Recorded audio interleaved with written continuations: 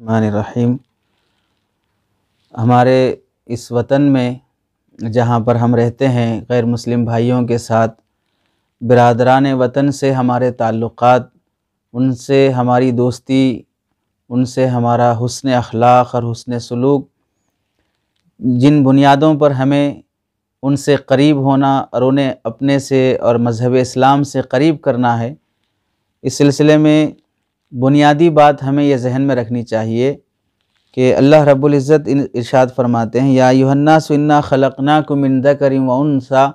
وجعلناکم شعوبا وقبائل لتعارفوا، کہ لوگوں ہم نے تمہیں ایک مرد اور ایک عورت سے بنایا ہے،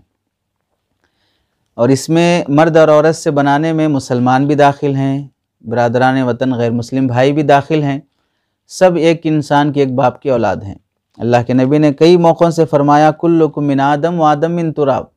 کہ تم سب آدم علیہ السلام کی اولاد ہو اور حضرت آدم مٹی سے بنے ہیں۔ حجۃ الوداع کے موقع پر آپ علیہ السلام نے فرمایا ان الہکم واحد و ان آباکم واحد، تم سب کا خدا بھی ایک ہے، تم سب کے والد محترم یعنی حضرت آدم علیہ السلام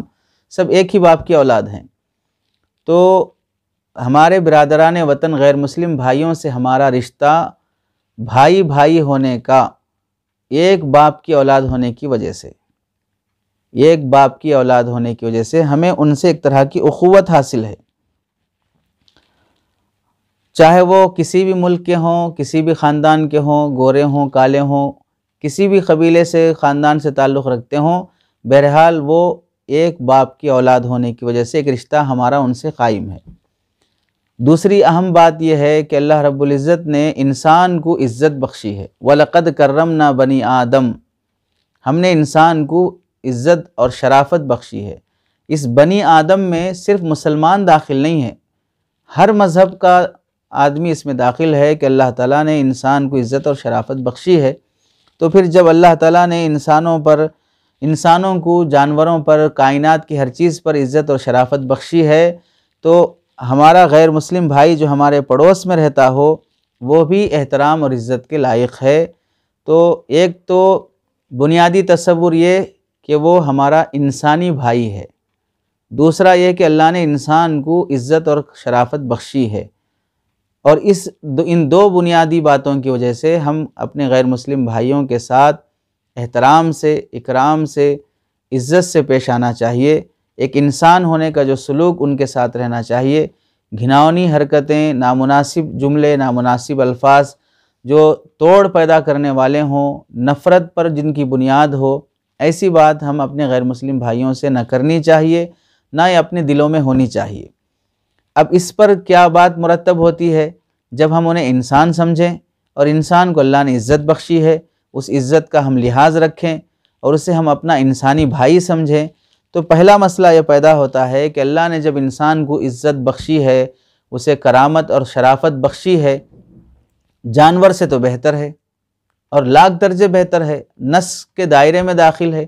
کہ اللہ نے انسان کو تمام کائنات پر اللہ نے عزت اور شرافت بخشی ہے۔ تو پہلا مسئلہ پیدا ہوتا ہے غیر مسلم بھائیوں کا احترام کرنا،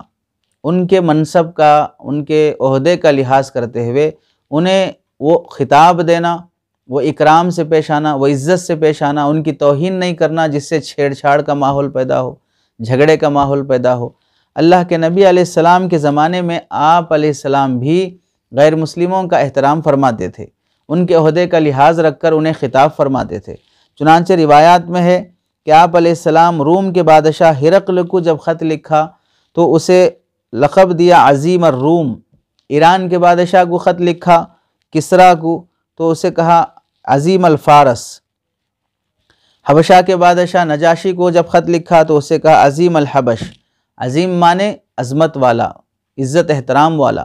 تو ان کافر بادشاہوں کو اللہ کے نبی خط لکھ رہے ہیں، لیکن ان کے عہدے کا لحاظ رکھتے ہوئے انہیں عظیم یعنی محترم، معزز کا لقب دے رہے ہیں، جیسے جناب، قابل احترام، یہ الفاظ جو بولتے ہیں وہ الفاظ اللہ کے نبی بول رہے ہیں۔ اور ایسے ہی ابو جہل کس قدر بدترین دشمن تھا اللہ کے نبی علیہ السلام کا، تکلیف پہنچانے میں اس نے کوئی کسر نہیں چھوڑی ہے، اس کے باوجود اللہ نے اسے صلاحیت دی تھی فیصلہ کرنے کی، جج بننے کی، پنچایت میں صحیح بات اور صحیح جانبین کو حق میں ناانصافی سے ہٹتے ہوئے، ظلم سے بچتے ہوئے حق بات بولنے کی معاملات کے سلسلے میں، تو اللہ کے نبی علیہ السلام بھی اس کے تمام تر بدکاریوں اور ظلموں اور اس کی گھناؤنی حرکتوں کے باوجود سماج میں جب اسے ابو الحکم کہا جا رہا تھا، اسے جج اور جسٹس مانا جا رہا تھا، تو اللہ کے نبی بھی اسے ابو الحکم کہہ کے خطاب فرمائے ہیں، اس کی عزت کا لحاظ رکھے ہیں۔ ایسے ہی جب ابو سفیان ابھی ایمان نہیں لائے تھے لیکن وہ قوم اور قبیلے کے سردار شمار ہوتے تھے، اللہ کے نبی ان کے احترام کا لحاظ رکھتے ہوئے جب یہ اعلان فرمایا کہ من دخل دارہ فہو آمن، جو شخص آج فتح مکہ کے موقع پر اپنے گھر میں پناہ لے لے اسے امن ہے، ایسے ہی خصوصی اعزاز ان کا احترام کا لحاظ رکھتے ہوئے فرمایا من دخل دار ابی سفیان فہو آمن، جو ابو سفیان کے گھر میں پناہ لے لے اسے بھی امن ہے۔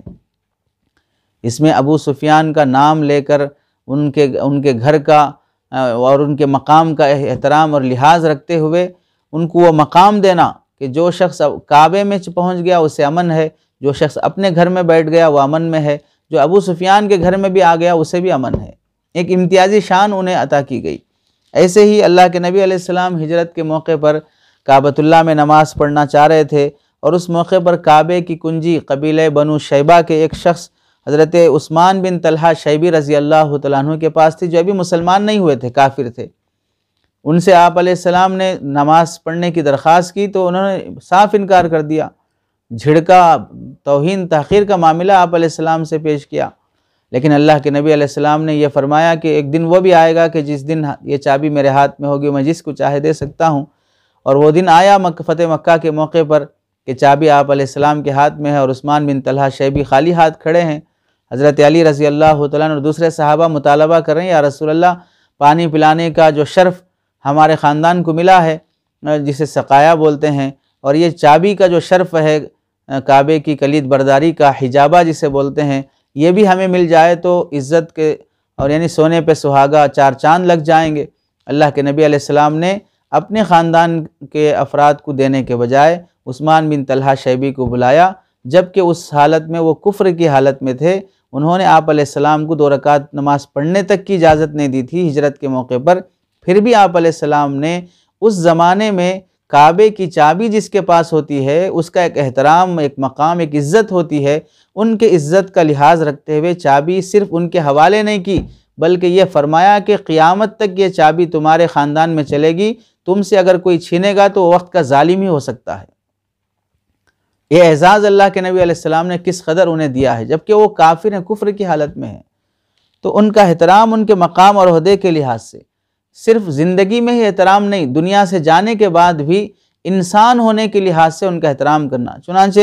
2 صحابہ کے متعلق آتا ہے، حضرت سہل بن حنیف اور حضرت قیس بن سعد رضی اللہ تعالیٰ عنہما، دونوں ایران کے ایک مقام قادسیہ میں بیٹھے ہوئے تھے،